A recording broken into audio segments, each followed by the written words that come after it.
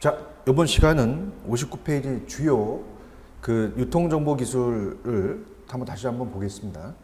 자, 이쪽 파트는 이제 시험에 가장 많이 출제되는 부분이거든요. 자, 그래서 이제 바코드를 봤었죠. 그래서 이제 다시 한번 저번 시간에 했던 거를 시험에 나올 수 있는 부분만 좀 체크해 보겠습니다. 59페이지. 바코드 우리 문제를 풀어봤었죠. 자, 그래서 어때요? 바코드는 제품 분류의 수단이 아니라 제품을 식별하는 수단이다. 이렇게 봤고요. 넘겨보시면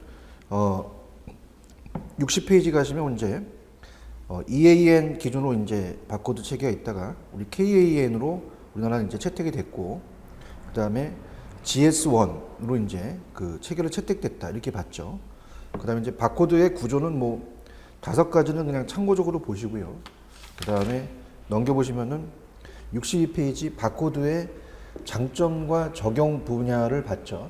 이쪽은 이제 장점에 대한 거와 바코드의 적용 분야는 우리가 문제를 한번 풀어봤습니다. 그래서 그거에 대해서 우리가 정확하게 여러분들 다시 한번 숙지를 하시기 바랍니다. 항상 장점이라는 게 참 중요해요. 장점이 아닌 걸 이렇게 물어보면요, 다른 걸 낼 수 있으니까 꼭 체크하시고, 그 다음에 이제 63페이지에 데이터 배열 방법이 1차원과 2차원이 있었습니다. 그죠? 그래서 1차원 자체가 좀 내용이 많았죠. 넘기시면 1차원 바코드 심볼 로즈는 UPC와 EAN 코드가 있습니다. 이 두 가지를 오른쪽 꼭 차이점을 체크하시고요. 그 다음에 이제 ITF 코드와 그 다음에 코드 쭉 나와 있는 게 이제 7번까지가 있죠. 그래서 1차원 바코드가 너무 어렵습니다. 그래서 제가 저번 시간에 키를 잡아드린 것만 잡으시면 좀 될 것 같고요. 그럼 2차원 바코드는 넘겨보시면 뭐 다층형 바코드와 매트리스형 바코드 중에서 매트리스형 바코드가 많이 쓰인다 이렇게 말씀드렸죠. 그 다음에 이제 공동상품 코드에서 GTIN 코드에 대한 의미를 봤었어요. 그래서 이 내용을 이제 문제를 풀어봤었고, 그 다음에 SSCC는 이제 수용용기 일련 번호로 이제 물류 단위 중에서 주로 팔레트나 컨테이너 같은 물류 단위에 식별하기 위해 개발한 18자리의 식별 코드다. 그래서 오른쪽에 기능을 문제를 풀어봤고요. 그 다음에 EPC가 있고, 그 다음에 넘기시면 GDSN이 있고요. 그 다음에 EDI가 있다. 그래서 우리가 어떻습니까? 저번 시간에 이제 74페이지까지 봤었고, 상품 코드 체계가 제일 많이 쓰는 게 GS1 13. 그 다음 넘기시면 GS1 8. GS1 코드의 유용성. 그 다음에 이제 74페이지 가시면 상품 코드의 종류가 표준 물류 바코드가 참 중요했었죠. 그죠? 그래서 박스 단위로 이제 가는. 그래서 넘겨보시면 이제 내용을 표준 물류 바코드의 활용 이점까지 문제를 한번 풀어봐서 이 표준 물류 바코드에 대한 활용 이점은 문제를 풀었는데 물류 단위의 중심이 EDI 거래 촉진이지 판매 단위가 아니다. 이렇게 봤죠. 그래서 저번 시간에 이제 78페이지서부터 이제 2번서부터 나가야 되는데요. 여기가 좀 어렵습니다. 그죠? 용어 자체가 다 많고요.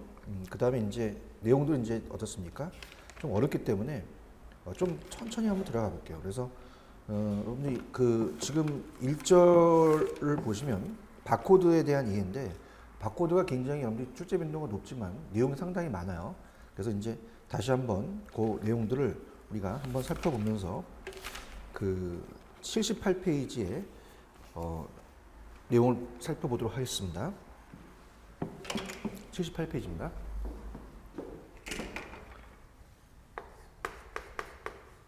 자, 우리가 양가로 2번을 보시면 GS1 그 다음에 및 우리가 I T 어떻습니까? F죠. 그래서 ITF에 대한 우리가 얘기는, 자, 이건 이제 5분의 2라는 자체에 대한 얘기인데요. 우리가 요걸 이제 정리를 한다면 표준물류, 앞쪽에서 우리가 배웠던 표준물류가 있죠. 표준물류 바코드에 바코드를 박스에 인쇄하기 위해서 사용되는 바코드 심볼이다. 자, 여기 이제 키가 되겠죠. 그래서 0에서 9가지의 숫자만을 사용하고 두 종류의 바코드만을 우리가 사용하고 짝수개의 숫자로 이제 표식이 됩니다. 그다음에 세 번째 점을 보시면 심볼 구성에 있어서 GS1 코드가 7개 모듈로 하나의 캐릭터를 표시하고 바의 폭이 1배부터 4배까지 4종류가 있어서 높은 인쇄 정밀도가 요구되는데, 비해서 ITF는 이제 인쇄 면적이 넓어지는 결점이 있으나 넓은 바와 좁은 바 두 가지밖에 없어서 비교적 조잡한 인쇄 환경에서도 인쇄상 큰 문제가 없다라는 장점이 있다라는 것은 꼭 기억하시고요. 그다음에 이제 어떻습니까? 이 페이지 넘겨보시면 이제 KN 우리가 EAN은 이제 우리나라 코리아 EAN으로 이제 바꿨죠, 체계를. 그다음에 ITF로 이제 정리를 했다면, 자, 코드 자리수는 이제 우리가 KA는 표준 13자리와 단축 8자리인데 우리가 이제 얘는 14자리는 이제 물류 바코드입니다. 물류 바코드다.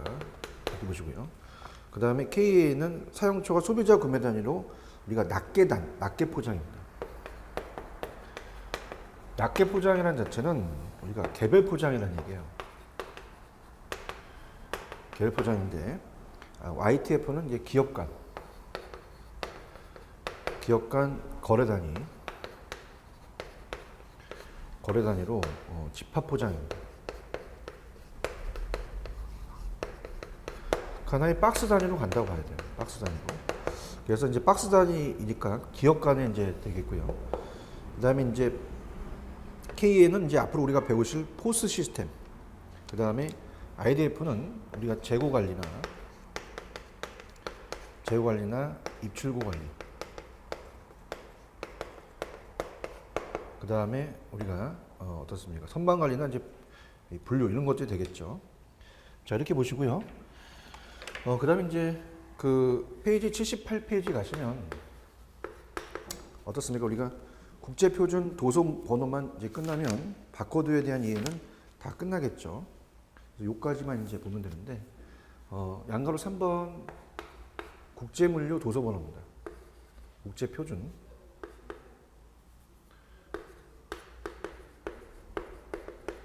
도서 번호다. 자, 그래서 이제 여기 책에 보시면 뒤에 이 바코드가 있습니다. 그죠? 이 바코드를 이제 보시게 되면 ISN, ISBN 이렇게 돼 있죠. 그죠? 그래서 우리가 ISBN은 이제 도서 번호 바코드다. 그래서 ISBN이 이렇게 있죠. 자, 책입니다. 책에 이제 쓰는 거죠. 그래서 얘는 현재 전 세계의 90여 개국에서 서점 정보와 출판물의 판매 정보, 재고 현황을 신속 정확하게 파악하기 위해서 활용되고 있습니다. 그래서 13자리의 숫자로 구성된 번호 체계를 말합니다. 그래서 이제 이 89가 국별 번호죠. 그래서 우리 책에도 이제 어떻습니까?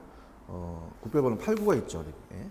그래서 이제 국별 번호고, 그다음에 2번은 발행자 번호, 3번은 서명식별 번호, 그다음에 우리 항상 체크 디지트가 뒤에 들어가죠.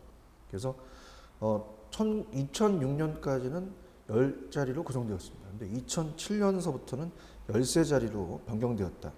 그래서 밑에 박스를 보시면은 일단 1번은 이제 978, 그죠? 우리가 이제 우리가 여기 보시면 이제 978이라고 되어 있을 거예요. 이게 이제 접두부고요. 그 다음에 89가 이제 국가번호. 우리나라는 89로 가죠. 그래서 국제 ISBN 관리기구에서 배정합니다. 그 다음에 86525 발행자 번호예요. 이 도서를 누가 발행했느냐? 출판사. 그래서 한국문헌정보센터에 이제 배정을 해서 보고요. 그 다음에 이제 98이 서명이고, 2가 이제 어떻습니까? 우리가 98 위에 있는 이 서명 10별 번호고, 맨 마지막이 체크 디지트다. 이렇게 체크하시면 돼요. 그래서 우리나라는 이제 1990년에 우리가 어떻습니까? 인터내셔널 ISBN 어제인스로부터 국별 번호를 이제 89로 취득을 받았습니다.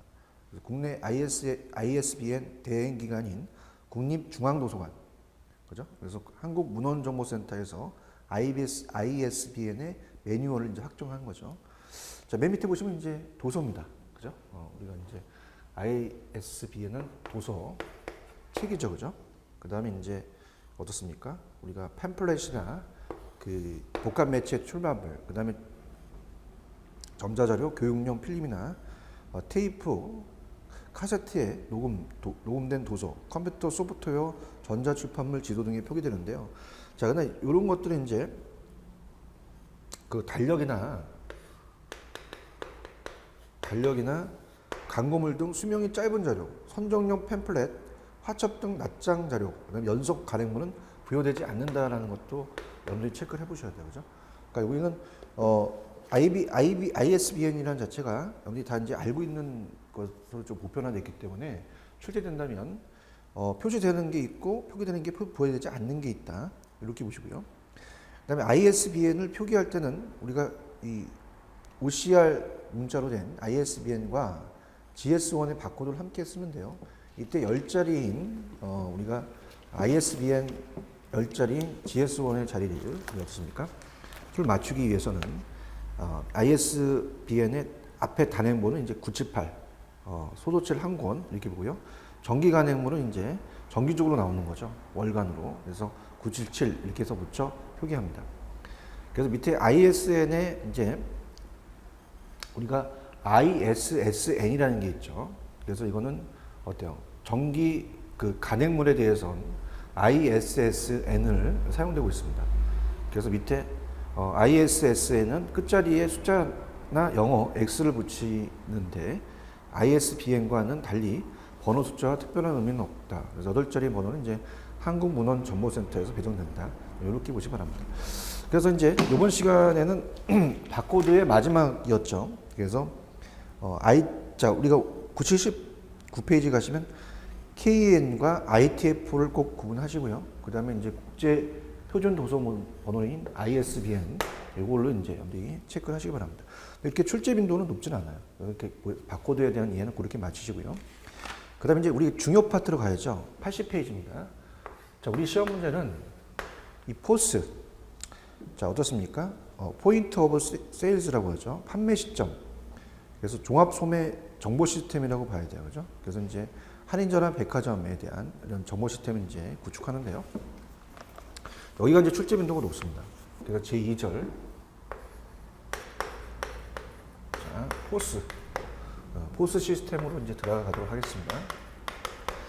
별표 하나 쳐놓으시는데요. 우리가 이제 바코드도 뭐 만만치가 않았어요. 근데 이제 이거는 이제 그래도 간단하게 우리가 그 내용을 본다면, 판매 시점. 자, 이 정보 관리 시스템은 주로 소매점포의 판매 시점에서 수집한, 자, 소매점포가 키가 되겠죠. 소매점포에서 판매 시점에서 수집한 포스 데이터를 통해서 여러 가지 재고 관리, 제품 생산 관리, 판매 관리 등을 효율적으로 하려는 정보 의사소통을 말한다. 자, 그래서 밑에 보시면은 상품별 판매 정보가 컴퓨터에 보관되고 그 정보는 또 발주, 매입, 재고 등의 정보와 결합해서 필요한 부분을 이제 활용하는 거죠. 그래서 바코드를 기반으로 한 상품 정보를 통해서 신상품 도입의 성과나 홍보 및 광고 효과를 신속하게 파악할 수 있다. 그래서 이제 우리가 가격 변동에 따른 판매량의 변화, 우리가 가격에 대해서 굉장히 판매량이 민감하겠죠, 그죠? 그래서 이러한 민감도를 파악하고 신상품에 대한 걸 또 우리가 판촉 같은 걸 씁니다. 소비자 가격에 대한 민감도를 파악이 용이하다, 이렇게 보시면 되고요. 그래서 이제 이 포스 시스템에 대해서는 자, 밑에 보시면은 그 기능이라는 게 있어요. 기능을 한번 체크해 볼게요. 자, 단품 관리입니다. 단품 관리. 그래서 이 상품을 제조회사별, 상표별, 구역별로 구분해서 각 상품 하나의 단품 정보를 수집, 가공 처리의 과정에서, 자, 요 단어가 중요하죠. 우리가 앞서서 말씀드렸지만은 SKU입니다. 그래서 이게 단품 관리가 되겠죠. 그래서 이제 재고, 우리 어떻습니까? 유지단입니다. 그래서 관리가 가능하다. 이를 위해서 이제 바코드가 상품에 인쇄되어 있어야 된다. 그다음에 이제 판매 시점. 두 번째는 이제 판매 시점에 정보 입력입니다.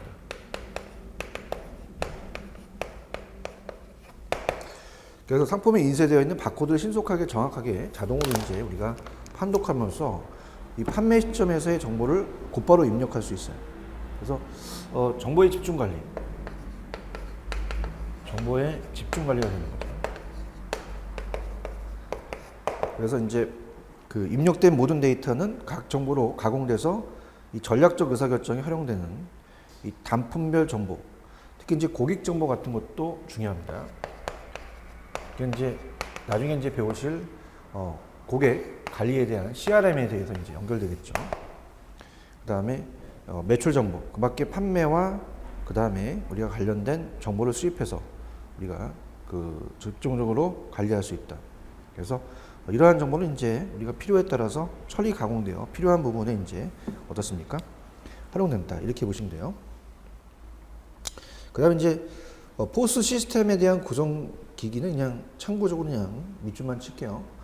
이 포스의 터미널, 매장이 이제 계산대마다 설치되어 있는 곳으로 금종 등록기의 기능 및 통신 기능을 갖춘 컴퓨터 본체와 모니터 그리고 스캐너 등을 구성되어 있습니다.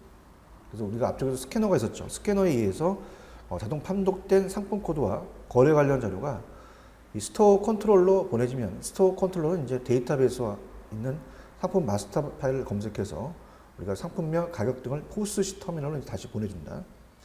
스캐너는 어떻습니까? 저번에 말씀드렸지만 우리가 앞쪽에서 이제 바코드를 자동으로 판독하는 장치인데요.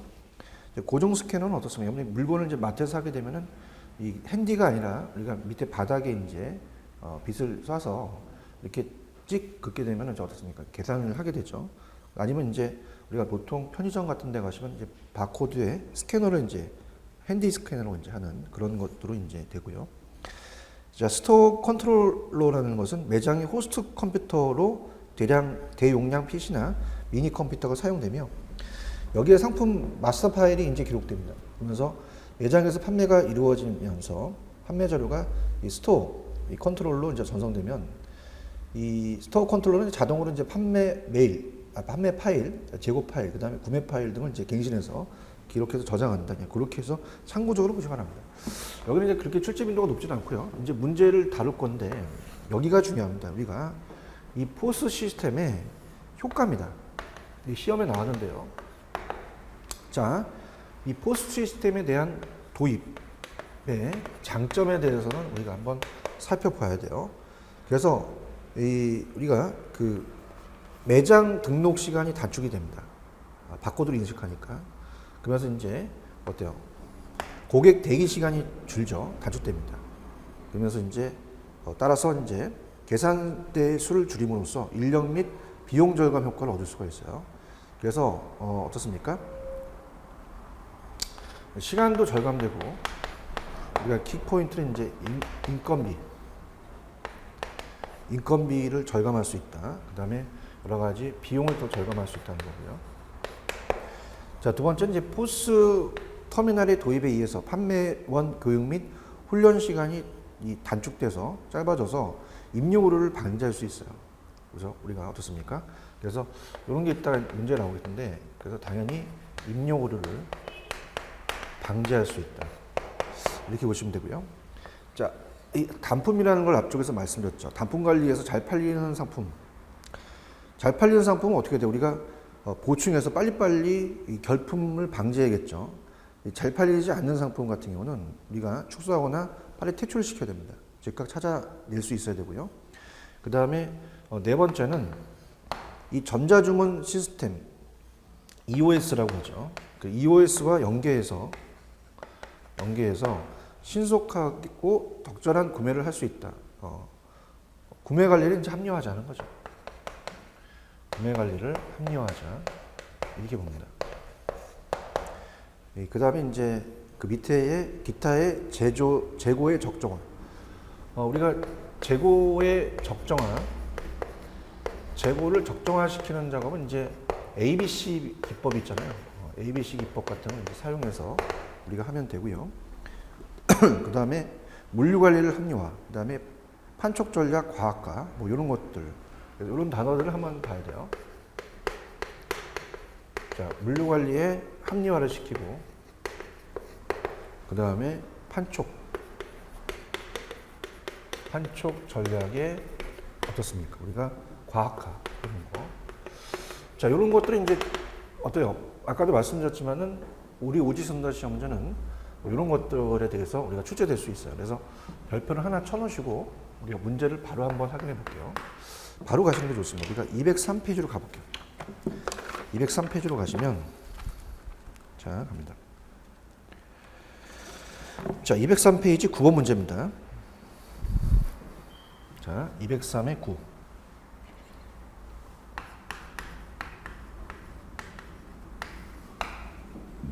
다음 중 포스 시스템에 관한 설명으로 바르지 않는 것은, 자, 좀 전에 우리가 어때요? 1번이 정답이죠. 포스 터미널의 도입에 의해서 판매원 교육 및 훈련 시간이 짧아져요. 그러면 입력 오류를 방지할 수 없는 게 있냐? 방지할 수가 있죠. 그래서 우리가 어떻습니까? 입력 오류를 방지할 수 있다. 이렇게 해서 시험지 나왔죠. 자, 됐습니다. 이렇게 보시고, 그 다음에 이렇게 해서 포스 시스템에 대한 효과는 우리가 좀 한 번 정도 보셔야 됩니다. 포스 시스템의 정의는 뭐 다른 거와 오지선다. 포스 시스템에 대해서 어떤 것이 이제 옳게 설명했느냐 이렇게 나올 수가 있고요. 그 다음에 이제 포스 시스템의 기능은 뭐 그냥 세 가지가 있다라는 거 참고하시고, 그 다음에 뭐 구성 기구는 뭐 터미널, 스캐너, 스토어 컨트롤이라는 자체는 좀 출제 빈도가 낮고, 밑에 보시면 포스 시스템의 도입 장점을 다시 한번 숙지하시기 바랍니다. 자, 넘겨보시면 이제 또 이런 것들, 이 포스 시스템의 또 도입에 대한 기대 효과, 뭐 이런 것들도 나올 수가 있겠죠. 그래서 이제 이렇게 딱딱 우리가 정해진 거는 한번 보셔야 됩니다. 이것도 이제 별표 표시를 한번 해보세요. 그래서 이것도 출제될 가능성이 있는데, 그럼 포스 시스템의 도입에 이제 이 도입의 기대 효과는 뭐냐? 자, 이것도 한번 나올 만합니다. 자, 근데 이제 이렇게 보세요. 1번하고 2번을 보시면, 자, 아까 책에는 어떻습니까? 만약에 나온다면 이 도입의 장점은 5가지가 있었잖아요. 그럼 오지선다에서 5가지 중에서 이걸 틀리게 할 수 있단 말이에요. 그래서 이제 이 내용들을 숙지하실 때, 아, 이렇게 되구나 해서 지금 뭐야, 입력 오류를 방지할 수 있다는 것은 방지할 수 없다 이렇게 나올 수 있잖아요. 그래서 이렇게 해서 5개가 있으면 그 지문을 하나씩 보면서 이걸 틀리게 할 수 있다라는 자체를 맞춰 놓으셔야 돼요. 근데 여기는 지금 지문이 2개가 있단 말이에요. 어떤 게 있냐면 2가지 효과. 그러니까 도입 효과가 있는데 제조업체한테 효과가 있느냐, 아니면 소매업체에 대한 효과가 있느냐. 물론 뭐 이 제조업체에 대한 효과가 만약에 그 안에 내용이 굉장히 많다면 그 안에서 오지선다로 장난칠 수 있지만, 지금 어떻습니까? 우리가 봤을 때 제조업체에 대한 효과와 소매업체에 대한 효과를 봤을 때 그렇게 이제 크게 세부적으로 나누지긴 않았다. 그래서 그렇다면 이 2가지를 여러분들이 생각하실 때 출제원들이 바꿔낼 수 가능성이 있죠. 그래서 각자 입장에서 어떤 도입 효과가 있느냐, 요걸 이제 봐야 되는 거죠. 그래서 그러면은 자, 제조업체, 생산자, 제조업체에 대한 효과는 어떤 게 있느냐. 우리가 단위별 판매 동향에 대한 정보 수집과 이를 기초로 한다. 어떻습니까? 우리가 그 유통업체의 단위별 판매 동향 정보 수집이죠, 그죠? 그래서 이제 이거는 유통업체의 우리가 단위별 판매량에 대해서 정보를 수집한다는 거예요. 이거와 똑같은 얘기다. 그러면 포스 자료와 기타 자료의 교차 분석으로 인해서 우리가 이제 제조 상품이 자사 제품, 여기가 키죠. 자사 제품의 시장 정보라든지, 그 다음에 및 또 경쟁력을 파악해 봐야죠. 경쟁력을 파악을 해서 분석이 가능하다는 거예요. 포스로. 이건 제조업체 입장이고, 더 중요한 건 이제 포스 시스템이 이제 소매 점포에 이제 연결되기 때문에 이 제조 점포보다는 이제 소매 점포가 더 어떤 그 기대 효과가 있죠. 더 중요합니다. 그래서 이 소매 업체는 제조업체와 어떻게 이제 다른 그 효과가 있을까? 자, 체크아웃에 대한 처리 속도가 크게 빨라집니다. 처리 속도가 빠르고, 그 다음에 오퍼레이션, 에 대한 교육비를 감소한다. 이 인건비를 줄일 수 있다는 거죠. 교육비를 감소해서 절감해서 인건비를 절감하고 이제 특매 가격에서 통상 가격으로 환원이 수월하다. 자, 이게 무슨 말이냐면요. 특매 가격이라는 것은 우리가 특별하게 판매하는 거죠. 그래서 보통 우리가 이 마케팅에서 어떻습니까? 가격을 또 다운시켜서 들어가는 마케팅이 있잖아요. 그래서 가격을 싸게 했다가 나중에 이제 정상 가격으로 다시 돌리는 이런 것들에 이제 환원이 이제 수월하겠고, 또한 이제 교육비를 또 감소할 수 있다는 것은 또 여러 가지 인건비를 줄일 수가 있다. 이렇게 여러분들 정리하시면 돼요. 그 다음에 이제 여러 가지 오류 등록에 대해서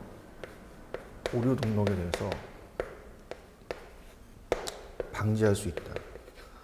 그래서 이제 어떻습니까?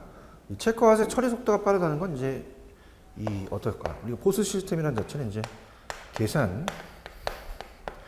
입력 속도가 빠르다는 얘기죠. 그래서 여기는 이제 이런 건 이제 한번 쫙 문제를 다시 한번 쫙 보는 게 좋아요. 그래서 이거는 203페이지로 가볼게요. 203페이지 10번입니다. 자, 203페이지 10번으로 가서 확인할게요. 자, 분명히 뭐 출제원은 이 도입 효과, 기대 효과를 어떻게 낼 것이냐. 당연히 이 제조업체와 소매업체를 바꿔서 낼 것이다. 그래서 이제 우리가 203페이지 10번을 보면요. 자, 들어가 볼게요. 자, 다음 포스 시스템의 도입 기대 효과 중 성격이 다른 하나는, 자, 내용을 이제 엄밀히 다 보시고요. 일단은 우리가 체크아웃 처리 속도가 그렇게 빨라진다. 오퍼레이션의 교육비를 감소한다. 특매 가격에서 통상 정상 가격으로 환원이 수월하다. 인건비를 절감할 수 있다는 것은 소매업체에 대한 효과잖아요. 근데 이제 3번을 보시면 기타 이 자료의 교차 분석으로 인해서 자사 제품의 이 제조업체의 시장 정보 및 경쟁력을 파악한다. 이건 소매업체가 아니라 제조업체입니다. 그죠? 그래서 우리가 이렇게 나온다는 자체는 여러분이 이제 그러니까 이거 이렇게 하세요. 항상 출제원이 어떻게 내겠다는, 그러니까 지금 여러분들이 그 강의를 저한테 듣는 이 강의는 지금 절대 학교 강의가 아닙니다. 학점을 따로 오신 게 아니라 자격증을 따로 오셨어요. 그죠? 그렇기 때문에 오지선다에 대한 객관식 문제를 우리가 어떻게 해결할 것이냐. 물론 뭐 포스 시스템에 대해서 정확하게 여러분들이 알고 실무에 뛰어들기 위해서 우리가 유통관리사를 땁니다. 근데 일단 여러분들은 취득하는 게 목적이니까 이렇게 강의를 들으시면서 제조업체 입장과 소매업체 입장을 나눠서 나올 수 있구나라는 거를 체크를 해보셔야 돼요. 그래서 그렇게 여러분들 보시면 돼요. 그래서 강의를 하면서 제가 이제 중요하지 않는 부분은 그냥 밑줄만 치면서 가고, 중요 파트는 제가 다시 한번 별표를 치라 그러고, 문제도 이제 바로 이제 보여드리는 게 좋습니다. 그래서 물론 뭐 문제를 다 풀 수는 없어요. 우리가 지금 강의 자체가 우리가 이 자체가 이제 이 기본 강의가 이 진도를 다 끝내야 되니까 이런 식으로 여러분들이 따라오시고요. 나중에 이제 모의고사가 있습니다. 모의고사는 이제 전체적인 틀이죠. 전체적인 틀이 이제 문제를 다 풀어주면서 여러분들이 이제 말씀을 드릴 거고요. 그 다음에 여러분들 이제 문제 자체가 좀 이 내용에 안 나오는, 그러니까 모든 자격증 시험 문제가 그렇습니다. 제가 물리관리사도 강의를 하고, 타 자격증도 이제 강의를 하는데, 이 자체가 이제 책에 나와 있는 내용도 있지만 약간 빗나갈 수도 있어요. 뭐 그런 것들은 이제 여러분들이 참고적으로 이제 보실 수 있는 그런 문제다 이제 볼 수 있습니다. 그 유통관리사가 시험 문제가 사지선다나 그 예전에 이제 문제를 제가 파악한다면 그렇게 이제 어렵진 않는데, 이 난이도가 계속적으로 이제 그 횟수가 많아지면서 어떻습니까? 처음에 대한 자격증보다는 계속 이제 횟수가 많아질수록 난이도는 높게 돼 있어요. 그래서 그렇지만 이제 뭐 우리가 60점 이상이 이제 평균을 맞으면 되겠죠. 그래서 40점 가라가 나오지만 않아야 되니까 뭐 만점 맞을 생각을 하지 마시고 일단 합격하실 수 있는 선만 간다고 본다면 제가 해드리는 부분과 그 다음에 이제 기출문제가 중요합니다. 항상. 기출문제가 이제 오지선다가 바뀐 해서부터의 최근의 기출문제가 중요하기 때문에 뭐 그런 것들은 또 얘기하면서 우리가 같이 따라오도록 할게요. 타이팅 하시고 갑니다. 자, 지금까지 이제 포스에 대해서 이제 얘기했을 때, 우리가 이 효과라는 자체가 이제 시험에 나온다는 얘기죠. 그래서 도입의 장점과 그 다음에 기대 효과에 대해서 살펴보고 우리가 문제도 한번 풀어봤어요. 그다음에 이제 오른쪽에 이제 82페이지 가시면 제목이 이제 완전히 바뀌죠. 이제 포스에 대한 데이터의 분류 및 활용입니다. 그래서 뭐 이 3절에 대한 제목은 뭐 그냥 안 적고 그냥 키만 될 수 있는 이 키워드를 잡고 설명 한번 해볼게요. 자, 페이지 이제 우리가 이제 82페이지 가서 제 3절로 절이 바뀝니다. 자, 포스의 데이터.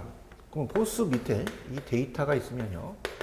데이터에 대해서 우리가 이 데이터의 분류는 어떻게 되느냐. 분류에 대해서 한번 들어볼게요. 그러면 우리가 데이터에 대한 분류는 이 상품의 데이터와 고객 데이터 이렇게 나옵니다. 점포 데이터와 패널 데이터 이렇게 나옵니다. 그래서 또 마찬가지로 아까도 말씀드렸지만은 두 가지로 나눈다면은 분명히 이걸 바꿔낼 수 있다라는 자체입니다. 그래서 상품 데이터, 그 다음에 고객 데이터. 그럼 어떻습니까? 상품 데이터는 얼마나 많은 양의 상품이 판매되었나에 관한 금액 자료, 그죠? 금액 자료라든지, 그 다음에 어떤 상품이 얼마나 팔렸는가에 대한 단품 자료. 이런 것도 이제 상품 자료가 되겠고요. 자, 고객에 대한 자료는 뭐냐? 자, 어떤 집단에서, 그죠? 어떤 집단이라는 자체는요, 우리가 이제 성별로 본다면 남성이냐, 여성이냐, 10대냐, 20대냐, 30대냐. 고객 인가에 대한 계층 자료, 그죠? 뭐, 그건 고객이 있으니까 뭐, 여러분들 어떻습니까? 내게끔 못 내겠죠, 그죠? 왜냐면 이 고객이라는 글씨가 있으니까. 고객의 개개인의 구매 실적. 그래서 그냥 제목만 적어 놓을게요. 키워드가 고객 인가에 대한 계층 자료. 그 다음에 하나하나 이 고객의 개개인의 구매 실적. 그 다음에 어떤 물건을 사가던가 구매 성향. 이 사람이 이제 뭐 어떤 걸 이제 사가는 성향이 많을까 이런 거 관한 개인 자료를 이제 구분해서 수직 분석하는 거죠. 그 다음에 이제 두 가지로 본다면, 그러니까 뭐 이거는 뭐 장난치지 않을 것 같아요. 뭐 이걸 가지고 구체적으로 뭐 상품과 고객 데이터를 바꿔서 낸다는 건 좀 그렇거든요. 그냥 여러분들이 참고적으로 분류는 이렇게 있구나라는 자체만 보시기 바랍니다. 자, 점포 데이터가 있고요. 그 다음에 패널 데이터가 있습니다. 그래서 점포 데이터는 이제 특정 이 점포에 특정 점포에 어떻습니까? 에서 팔린 품목이죠. 어떤 게 이제 팔리더라.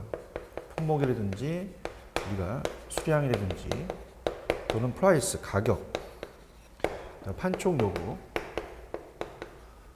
이게 이제 점포에 대한 그 데이터가 되겠고요. 그 다음에 패널 데이터는 어떻습니까? 패널에 대한 데이터는 이제 우리가 가정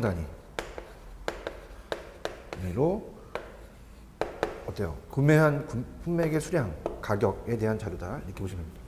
그냥 간단하게 한번 보세요. 그래서 데이터에 대한 분류는 상품 데이터와 고객 데이터가 있다.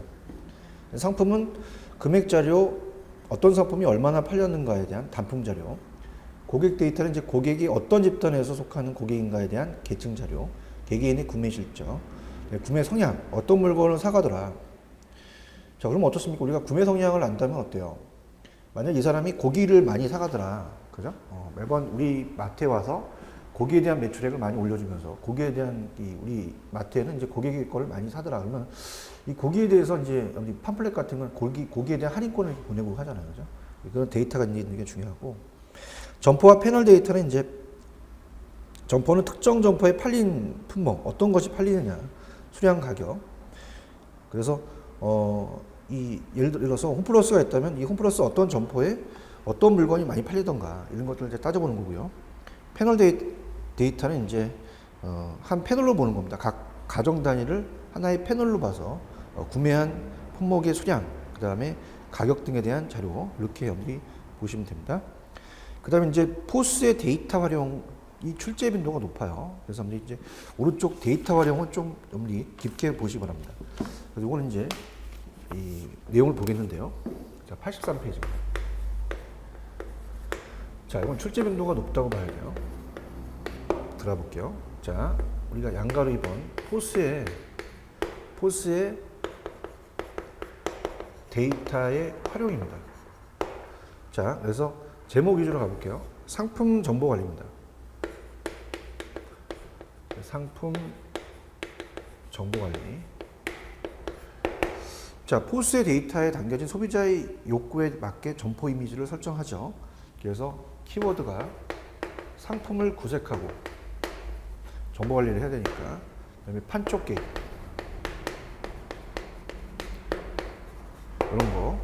그래서 또 우리가 어떤 것을 또 철수할지, 철수 상품이라든지, 또 어떤 게 이제 신규 취급을 해야 되는지, 또 이 어떤 것을 또 취급하면서 그걸 또 확대해서 우리가 상품을 또 결정할 수 있는지 이런 것들. 그래서 포스에 대한 데이터를 통해서 이러한 것들을 이제 따져본다면요, 매출 관리라든지, 그 다음에 이런 것들 아까 상품에 따라서 상품 구색 계획이라든지 디스플레이, 진열은 이제 디스플레이 관리죠. 디스플레이 관리라든지 판매 촉진, 판촉이죠. 그 다음에 계획, 발주. 자, 발주에서 이제 매입을 어떤 것을 이제 할지 따져보는 거죠, 그죠? 그래서 재고 관리 이런 것들. 자, 이런 것들이 이제 우리가 그 상품 정보 관리다. 당연하겠죠, 그죠? 말 그대로 이제 나와 있는 내용 자체가 상품 관리니까. 그 다음에 이제 두 번째가 재고 관리입니다. 적정 재고가 이제 중요하죠. 재고 관리와 자동 발주.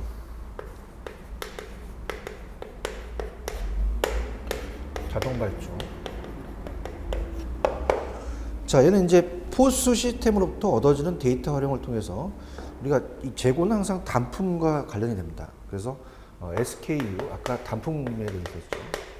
단품 관리가 가능하면서 우리가 그 단품 관리를 통해서, 그죠? 항상 단품 관리를 통해서 그 재고 관리를 한다는 얘기예요. 재고 관리가 이제 가능해진다. 이게 이제 연결시킬 내용이고요. 그 다음에 이제 포스 데이터로부터 얻는 이 단품별 판매 수량 근거에 매입을 하고, 판매 수량이 많다는 자체는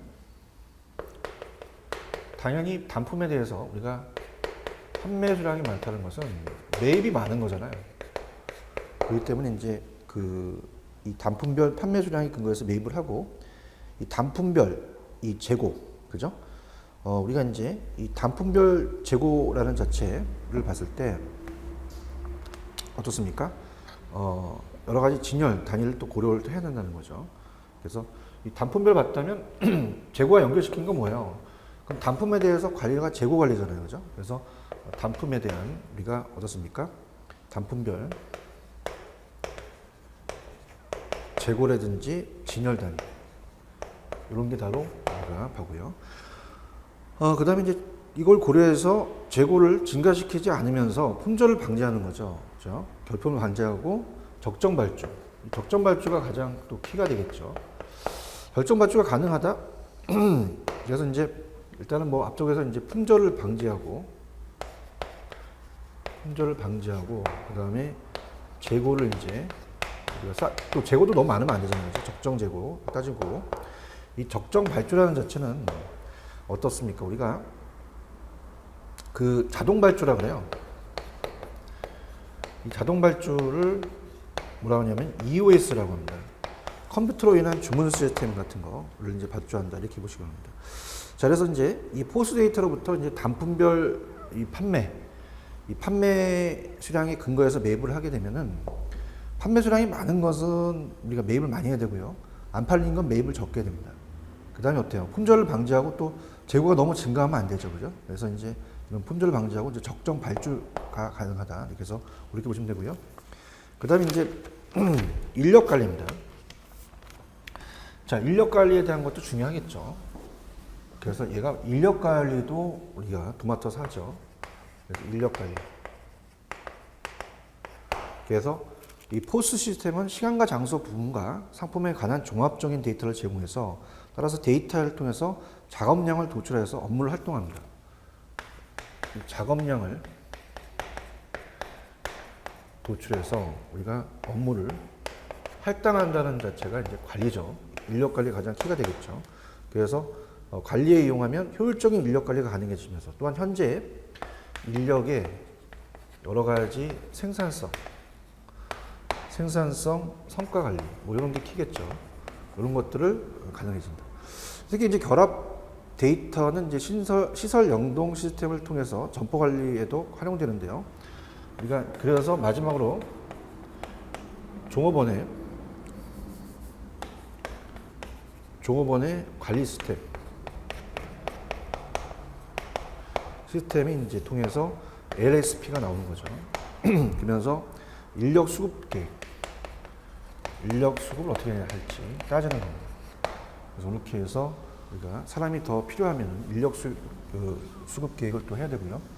인력에 대한 수요 공급을. 그다음 마지막입니다. 4번이 고객 관리가 중요하죠. 이게 가장 중요하다고 봐야 돼요. 그래서 이제 그 다음 중 어떤 관리를 얘기하느냐 나올 수가 있어요. 그죠? 그래서 이제 이런 키워드 같은 걸 이제 보시는데 포스 데이터 통해서 고객의 속성을 정보를 따집니다. 고객 관리가 중요하죠. 속성이라는 자체는 고객이 이제 어떤 성별이라든지 남녀, 그다음 연령, 주소, 직업 등 여러 가지에 대한 이 신상이에요. 그래서 상품에 대한 이력 정보. 그래서 고객이 어떤 상품을 주로 사느냐. 그래서 구입 상품이나 수량, 금액, 거래 횟수는 어떠냐. 그래서 우리가 이런 걸로 통해서 고객별 관리 이게 중요하겠죠. 고객별 관리를 해서 관리 및 판촉 활동을 합니다. 판촉 활동을 해서 나중에 CRM이라는 그러면 고객 관리가 되겠죠. 그래서 이러한 고객 관리에 관한 이 어떻습니까? 고객 관계 관리죠. 관계 관리로 가겠고 또 이제 ECRM이라는 게 있어요. ECRM은 이제 온라인상에 대한 고객 관리죠. 이런 식으로 그렇게 정리하시면 됩니다. 그래서 이게 이 포스 데이터의 활용이 출제 빈도가 높다고 봐야 돼요. 그래서 상품 정보 관리, 재고 관리 자동 발주, 그다음에 인력 관리, 고객 관리 정도를 여기 꼭 수치를 하셔서 비교를 해야 되고요. 넘기시면 이 포스 데이터의 수집과 이 분석은 이건 좀 내용이 있네요. 그래서 이제 그거는 다음 시간에 좀 해드리도록 하겠습니다. 그래서 이제 이 박스가 이제 또 연결이 돼서 또 이 이 포스에 대한 데이터의 분석 내용이 참 중요해요. 그래서 그거는 다음 시간에 이제 해드릴게요. 다음 시간에 이제 뭘 보냐면 포스 데이터의 수집과 분석 미리 뭐 예고를 한다면 이 수집되는 데이터가 있고 이 데이터의 종류와 데이터의 항목은 어떻게 연결되냐. 그 다음에 이제 데이터의 분석 내용이 이제 시험에 나옵니다. 여기에 이제 우리가 문제를 한번 풀어볼 거고요. 포스에 대한 정보의 활용은 이제 활용 단계나 활용 단계별 효과, 그 다음에 활용 효과는 어떤 게 있는지, 단순 효과, 활용 효과가 있는데 그렇게 보시고요. 그 다음에 이제 RF의 아이디가 참 중요합니다. 그래서 RFID가 여러분들이 또 시험 문제 출제 빈도가 높아요. 그래서 이건 이제 다음 시간에 이제 포스 데이터의 수집과 분석, 포스 정보의 활용, 그 다음에 RFID로 이제 연결시킬 거고요. 자, 이번 시간에 했던 내용들을 다시 한번 살펴보도록 하겠습니다. 자, 이번 시간에 이제 내용은 뭐 저번에 바코드에 나와 있는 전반적인 그 두 가지에 대해서 어떻습니까? 그 GS1 ITF와 그 다음에 ISBN은 뭐 이렇게 출제 빈도가 높지 않고요. 여기 이제 80페이지 가셔서 포스 시스템의 의의는 보셔야 됩니다. 그죠? 그리고 오른쪽에 포스, 자 81페이지 포스 시스템에 대한 효과, 도입의 장점과 넘기시면 기대 효과, 요거 문제 풀었던 거 정리하시고요. 데이터의 분류는 그렇게 출제 빈도가 높진 않아요. 상품, 고객, 점포, 패널 이렇게 해서 나눠진 걸 하고요. 그다음에 포스 데이터의 활용이 좀 나옵니다. 그래서 상품 정보 관리, 재고 관리, 자동 발주, 인력 관리, 고객 관리를 좀 중점적으로 공부하시기 바랍니다. 자, 이번 시간 여기까지 하고요. 좀 쉬었다가 다음 시간에서 연결하시기 바랍니다.